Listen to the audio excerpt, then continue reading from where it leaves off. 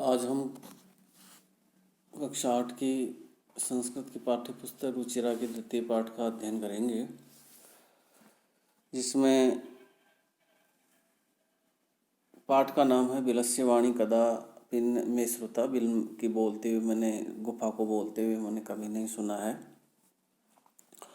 ये कहानी पंचतंत्र की एक कहानी है जिसके लेखक विष्णु शर्मा है, और उसमें कहा गया है कि हमें किसी समस्या को आने से पहले ही जो है उसका प्रतिकार, उसका जो है उपाय सोच लेना चाहिए, क्योंकि समस्या आ जाने के बाद जो है उसका उपाय जो है नहीं कर पा सकते। तो इसमें एक शेर और खरगोश की कथा है। जो खरगोश जो है शेर से कैसे अपनी सूझबूझ से बच पाता है, इसी विषय में जो है ये कहानी है। एकस्मिन् वने खरनकर नाम सिंह प्रतिवस्ति स्म। एकस्मिन् वने, एक जंगल में खरनकर नाम का एक शेर रहता था। स कदाचित इतस्तत भ्रमण क्षुधार्त न किंचित अभी आहारम प्राप्तवान। स वह कदाचित किसी दिन इतस्तत परिभ्रमण इधर उधर घूमता हुआ, क्षुधार्त भूखा, न किंचित अभी आहारम प्राप्ता, कोई प्रकार का उसको भोजन प्राप्त नहीं हुआ। सारे दिन इधर उधर घूमता रहा भूख के मारे, लेकिन उसको कोई भोजन नहीं मिला। स ततः सूर्यास्त समय एका महतीम गुफाम दृष्ट्वा स अचिंत्य। ततः इसके बाद सूर्यास्त समय, सूरज छिपने के समय, एका महतीम गुफायाम दृष्ट्वा, एक गुफा को देख करके, स अचिंत्य, तो उसने सोचा। शाम हो गया तो उसने एक गुफाएं दिखाई और गुफा को देख करके उसने सोचा, नूनम एतस्याम गुहायाम रात्रो कोपि जीवा आगच्छति। नूनम, निश्चय ही, एतस्याम, इस गुहायाम गुफा में, रात्रो, रात में, कोपि, कोई, जीवो आगच्छति, जीव आता है। निश्चय ही इस गुफा में रात में कोई जीव आता है। अतः अत्रैव निगूढ़ो भूत्वा तिष्ठामि। अतः इसलिए अत्रैव निगूढ़ो भूत्वा, यहीं छुप करके, तिष्ठामि, बैठ जाता हूँ। जब शेर को कोई भोजन नहीं मिला दिन भर में, तो वह दिमाग लगाता है कि रात में ज़रूर यहाँ कोई न कोई शिकार आएगा, और जो है कोई न कोई जीव आएगा रहने के लिए, और मैं इसके अंदर पहले ही छुप जाता हूँ, और जब वह अंदर आएगा तो मैं उसको खा लूँगा, ऐसा विचार लगाता है।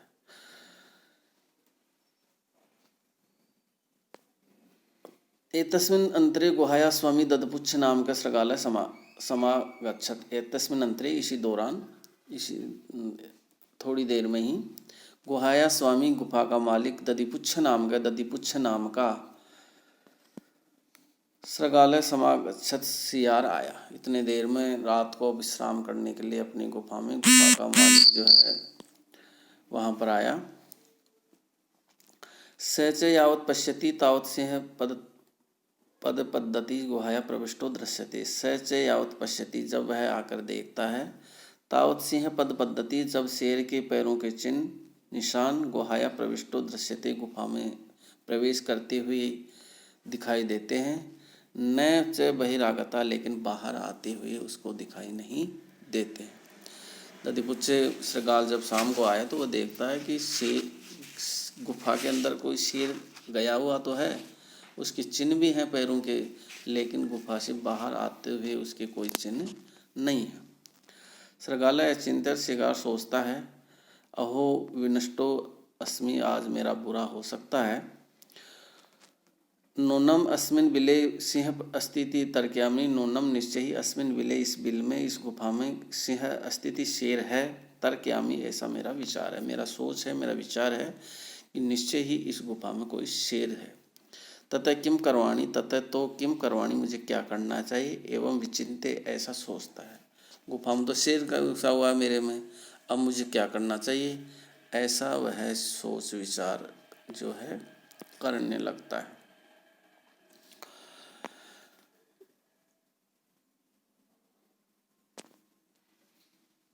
दूरस्थ एव रबम कर्तुम आरब्ध है, तो वह गिद्दड़ क्या करता है, दूरस्थ एव, दूर से ही, रबम, शोर, कर्तुम आरब्ध, शुरू कर देता है, चिल्लाना शुरू करता है, गिद्दड़ अपनी आवाज़ निकालना शुरू कर देता है। इस तरह से भो बिलय, और बिल ऐसे आवाज़ कहता है, आवाज़ देता है, भो बिलय, अरे बिल, अरे गुफा, बिल गुफा को भी है, किम न स्मरसि, तुमको क्या याद क्यों नहीं है। यन्मया त्वया सह समय कृतोस्मि, यन्मया की मेरे द्वारा त्वया सह तुम्हारे साथ समय कृतोस्मि समय पर समझौता शर्त अपने किया हुआ है। यद अहम बाह्यत प्रत्येक गच्छामि, जब मैं बाहर आऊँगा, तदा तुम माम आकारिष्यति, तब मुझे आवाज़ लगाओगी।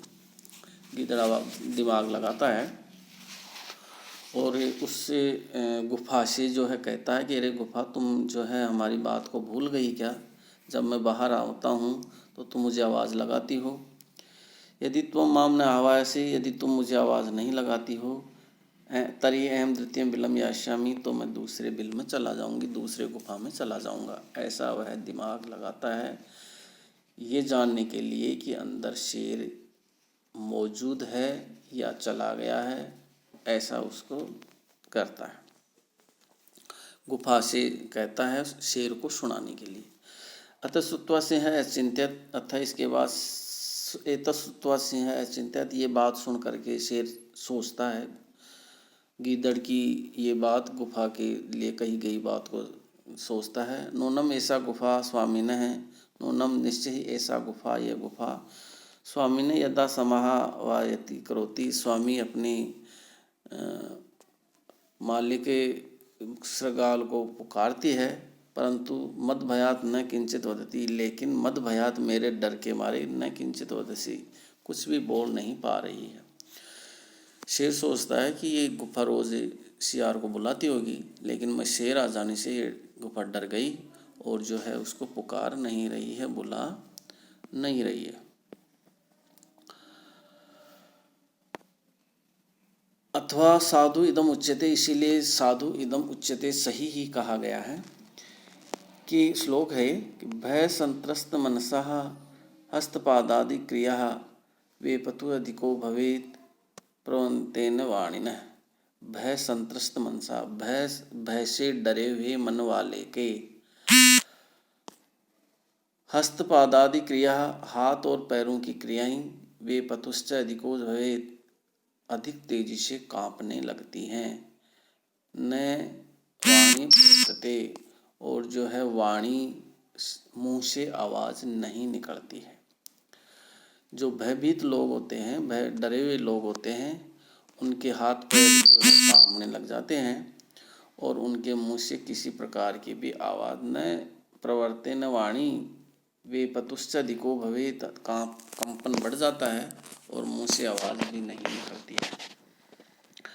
तदहम अस्य आह्वानम करोमि, तदहम तो मैं अस्य इसको आह्वानम करोमि पुकारता हूँ। गुफा की आवाज में जो है मैं गीदड़ को बुलाता हूँ।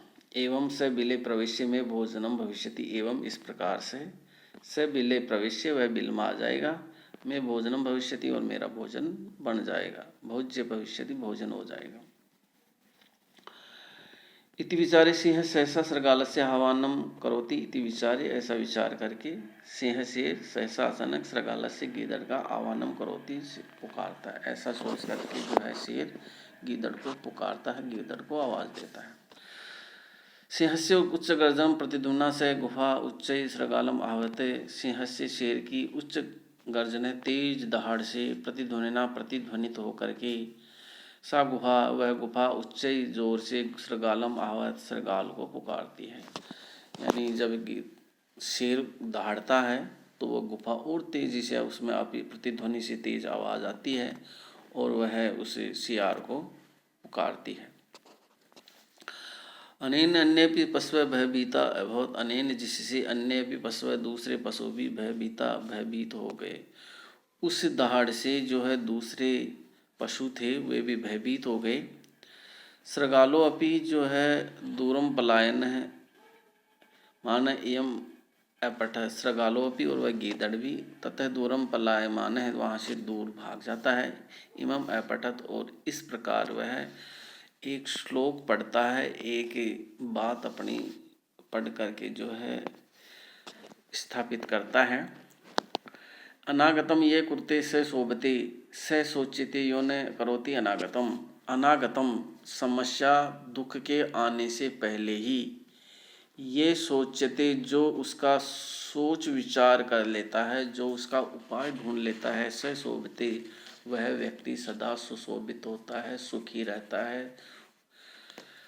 स सोचते यो न करोति अनागतम, स सोचते वह दुख का कारण बनता है, वह चिंता का विषय है। न करोति अनागतम, जो बिना आए ही, पहले ही आने से पहले ही किसी समस्या का समाधान नहीं ढूंढता है। समस्या को आने के बाद यदि कोई समाधान ढूंढता है तो उसका महत्व कोई नहीं रह जाता है। इसलिए अनागतम यह कुरुते से शोभते, समस्या को आने से पहले ही जो उसका हल, उसका उपाय ढूंढता है, वह सदा सुखी शोभायमान होता है। स सोच्यते न करोति अनागतम, करोति अनागतम, जो बिना समस्या के आने से पहले ही उसका समाधान नहीं सोचता है। स सोच्यते, ये चिंता का कारण है, वह दुखी होने का कारण है। वने अत्र संस्थाप्य समागता जरा, वने जंगल में संस्थाप्य रहते हुए समागता जरा, मुझे बुढ़ापा आ गया। जरा बुढ़ापा, समागता आ गया। वन में रहते रहते मुझे वृद्ध हो गया हूँ, बूढ़ा हो गया हूँ। बिलस्य वाणी ने कदापि श्रुता में, बिलस्य गुफा को वाणी बोलते हुए, न कदापि श्रुता, मैंने कभी नहीं सुनी। यानी गुफा आज तक नहीं बोली, गुफा के अंदर से आवाज़ आई है। इसका मतलब है कि इसमें यहाँ शेर मुझे खाने के लिए बैठा है। तो व्यक्ति यदि अपने दिमाग से अपने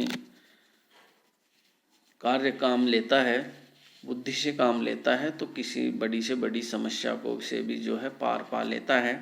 लेकिन उसको उस समस्या से आने से पहले ही उसका उपाय ढूंढ लेना चाहिए। जिस प्रकार से यहाँ इसे कहानी में शेर से जो है श्रृगाल अपना बचाव अपनी बुद्धि के द्वारा करता है। ये जो है कहानी थी, वो जो है आज हमने